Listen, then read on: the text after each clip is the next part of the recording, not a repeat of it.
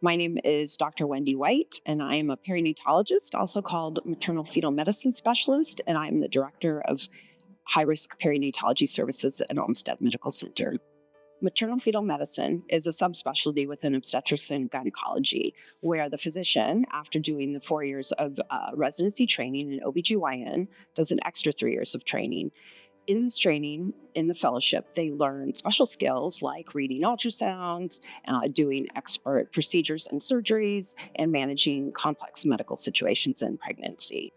Maternal fetal medicine is an additional service that works alongside the midwifery service and the OB physician service to provide comprehensive, high quality, evidence based care so that women can continue to receive their prenatal care and deliver at Olmsted Medical Center, even if they have a more complicated pregnancy.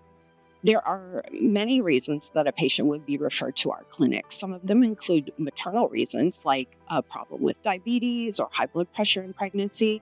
Sometimes something is seen on the ultrasound with the baby and it needs further evaluation, or, for example, twins.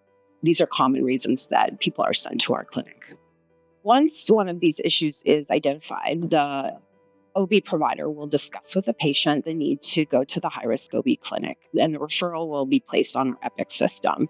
At that point, our perinatology nurse will review the patient's medical record and determine the optimum time for them to be seen in our clinic. Often that is between 18 and 20 weeks of gestation when we do the anatomy ultrasound as well. After the patient arrives for their visit, one of our OB sonographers will room the patient and perform a comprehensive anatomic survey, imaging over 40 structures in the baby. Next, I'll review the images and the patients will be roomed in the consultation room. The consultation can last up to 60 minutes, and we go over everything in the patient's medical history, and then we discuss all the problems on the problem list and discuss what science says is the best way to manage each of those problems. Then we discuss the national guidelines and the patient's wishes, and we come up with a plan together. Although the high risk clinic does not take over primary care of the patient and we do not deliver the patient, we do partner with the midwifery service and the OB physician service to provide the care plan. Sometimes this means that we just see the patient one time and pass the plan on to the primary OB service. Sometimes we see patients a few more times in their pregnancy, and for some particularly high risk pregnancies, we might meet with the patient every week until they deliver.